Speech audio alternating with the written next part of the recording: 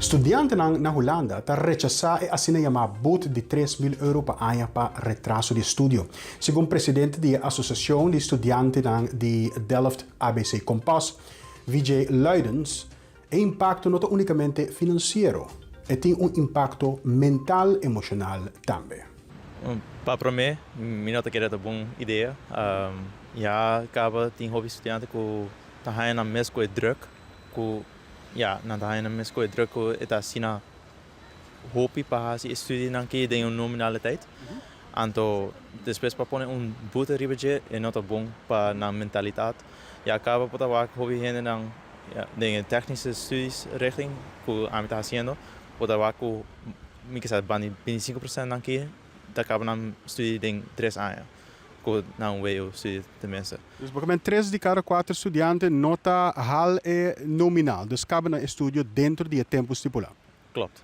Então, a mim mesmo está estudante na então minha nota bisa com algo malo, pero é com a realidade. Então, já acaba tem assim um hobby druk fe na mes social, então mental, para pôr outro laag die pressão riba sei, não tá bom para estudante não. De como eigenlijk, que é o motivo que os estudantes não tomam mais tanto tempo para o estudo? Ja, tem hobby factoren eigenlijk, pero mi meeste keren que tem social, financial, ja, gewoon mental. Na mes não sa compa bij dingen hoger onderwijs para mim, bijvoorbeeld bij VWO of HAVO, bijvoorbeeld bij HBO of WO. Então tá full diferente maneira para estudar.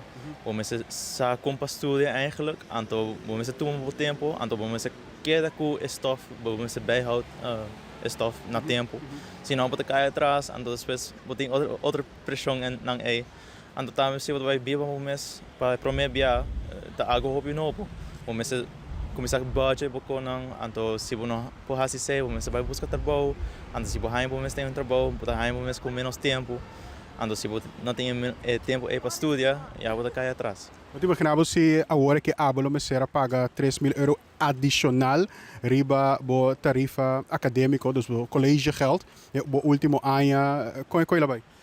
Obviamente, já acaba, nós temos inflation, dus para nós estudantes nós paga essa aqui riba a inflação. Da hobby. A mim mesmo trabalho dois trabalhos para mim, ja, gewoon kom door de maand. Então para mim vai ganhar essa buta, então paga turmi debenang, então paga turmi com social, se me vai com amigo não vai fazer algo outro, com outra, ja, é algo para a mentalidade, é bom para vai pôr em buta riba aqui também, tá hobby druk, me tá.